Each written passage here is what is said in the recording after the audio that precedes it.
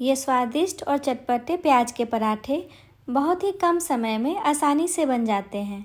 सिर्फ घर की चीज़ों से ही आप इसे आसानी से बना सकते हैं और स्वादिष्ट इतनी कि बड़ों के साथ साथ बच्चे भी आसानी से चट कर जाएं।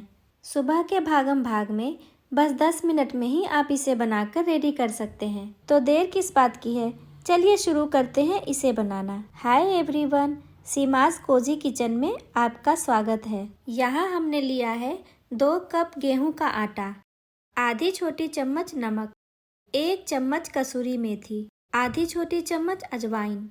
इन सबको पानी डालने से पहले ही सूखे में ही मिक्स कर लीजिए, इससे ये अच्छी तरह से मिक्स हो जाते हैं। यहाँ हमने आटे में अजवाइन भी डाला है। अजवाइन से पराठे का स्वाद अच्छा आता है, पर अगर आपको इसका स्वाद पसंद नहीं है तो आप इसे स्किप भी कर सकते हैं। मिक्स तो हमने इसे कर लिया है, अब पानी भी डाल देते हैं। पानी डालकर इसे बिल्कुल नॉर्मल आटे की तरह गूंथ लेंगे। डो को तैयार करने में लगभग 1 कप पानी लगता है, पर आप एक साथ पानी मत डालिए, बस पहले आधा कप डाल दीजिए, फिर अपने हिसाब से थोड़ा थोड़ा पानी मिलाते जाइए और डो को तैयार करते जाइए। यहाँ डो को कड़ा तैयार नहीं करना है, वरना हमारे पराठे भी कड़े बनेंगे। बस रोटी के डो की तरह सॉफ्ट डो तैयार कर लीजिए। इतने डो में 7-8 पराठे आसानी से बनकर तैयार हो जाते हैं। अब हम इसे 5-10 मिनट के लिए ढक कर रख देते हैं। जब तक डो सेट हो रहा है, हम इसके लिए मिक्सचर रेडी कर लेते हैं।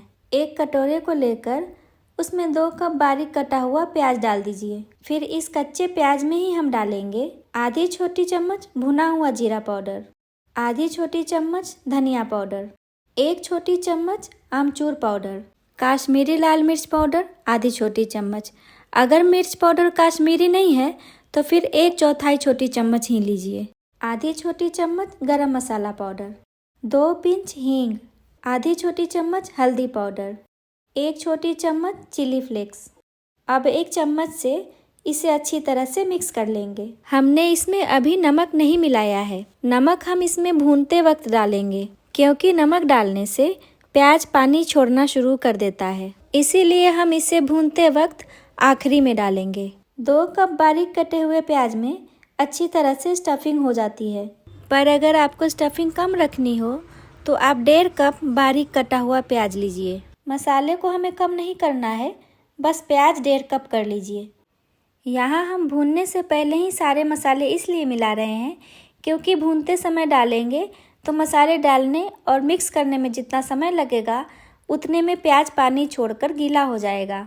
हमें प्याज को गीला नहीं भूनना है। मिक्सचर हमारा रेडी हो गया है। अब हम एक पैन को मीडियम फ्लेम पर चढ़ाकर उसमें 1 चम्मच तेल डाल देंगे। जब तेल गर्म हो जाएगा तब हम इसमें डालेंगे 1 छोटी चम्मच जीरा। जीरा को 1-2 मिनट तक चटकने और हल्का ब्राउन होने तक भून लेंगे। जीरा हमारा भुन गया है। अब हम इसमें 1 छोटी चम्मच अदरक लहसुन का पेस्ट डाल देते हैं।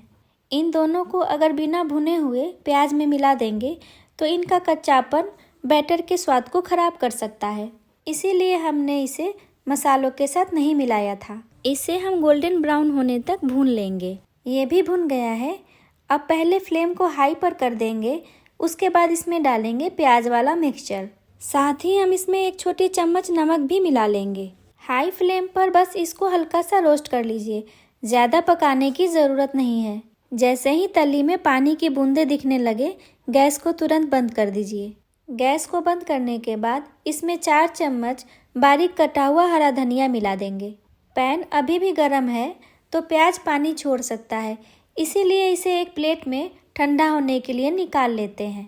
अब इसे इस तरह से फैलाकर ठंडा होने के लिए रख देते हैं। पराठे में स्टफिंग हम इसे ठंडा होने के बाद करेंगे, वरना पराठे हमारे बेलते वक्त फट जाएंगे। मिक्सचर ठंडा हो गया है। अब पराठे को बनाना स्टार्ट करते हैं। इसके लिए सबसे पहले हम चकले पे थोड़ा सा आटा छिड़क लेंगे, वैसे ही जैसे हम रोटी बनाने के समय करते हैं।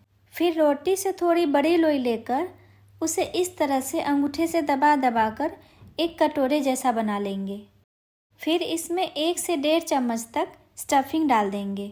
फिर इसे चारों ओर से इस तरह से घुमा घुमा कर गोल बना लेंगे।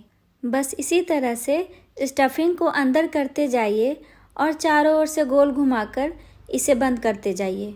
फिर यहाँ से इसे दबाकर बंद कर देंगे। फिर इसे हथेली से दबाकर पूरी के बराबर बना लेंगे। फिर इसके ऊपर आटा छिड़क कर हल्के हाथों से रोटी के बराबर बेल लेंगे, पर इसे इस तरह से दबा कर नहीं बेलना है जैसे कि हम रोटी को बेलते हैं। इसे हल्के हाथों से बेलना है, वरना स्टफिंग बगल से बाहर निकल आएगी। जब हल्का स्टफिंग ऊपर से दिखने लगे तो बेलना बंद कर देंगे। जिनको इस तरह से स्टफिंग करना हार्ड लगता है उनके लिए एक और तरीका है, बस लोई लेकर रोटी जैसा बेल लीजिए। फिर इसके बीच में 1-2 चम्मच स्टफिंग डालकर इस तरह से फैला लीजिए। उसके बाद चारों तरफ से इस तरह से फोल्ड करके एक चौकोर शेप बना लीजिए। इसमें पानी लगाने की ज़रूरत नहीं है, बेलने पे ये अपने आप अच्छी तरह से चिपक जाते हैं। और फिर इसके ऊपर आटा छिड़क कर इसे चौकोर शेप में ही बेल लीजिए। जैसे भी आपको आसान लगे उस तरीके से आप इसे बेल सकते हैं। जैसे ही स्टफिंग दिखने लगे बेलना बंद कर दीजिए। अब हम एक गरम तवे पर पराठे को डाल देंगे। तवा मैंने मीडियम फ्लेम पर पराठे को बेलने से पहले ही चढ़ा लिया था। जब हल्के भूरे चकत्ते दिखने लगे तो हम पराठे को पलट लेंगे। अब इसे दूसरी ओर से तब तक पकाएंगे जब तक दूसरी ओर भी भूरे चकत्ते नहीं दिखने लगते। अब इसे पलट लेंगे। अब इसके ऊपर चारों ओर से अच्छी तरह से तेल लगा देंगे। अब इसे दोबारा पलटकर इस तरफ से भी तेल लगा देंगे। इसे इसी तरह से पलट कर अच्छी तरह से सेंक लेंगे। अगर आप ज़्यादा तेल खाना पसंद नहीं करते हैं तो आप बस तेल मत लगाइए, बस इसे इसी तरह से रोटी की तरह सेंक लीजिए। इसी तरीके से हम चौकोर वाले पराठे को भी सेंक लेंगे। सारे पराठे को इसी तरह से सेंक लीजिए। हमने सारे पराठे तैयार कर लिए हैं। ये गर्मा गर्म पराठे अब सर्व करने के लिए बिल्कुल रेडी है।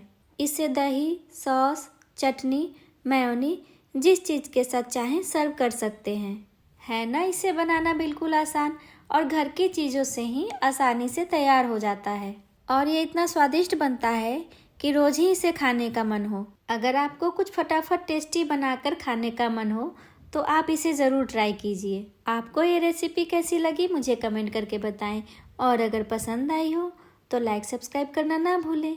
मिलते हैं एक और इंटरेस्टिंग वीडियो में, तब तक के लिए बाय बाय।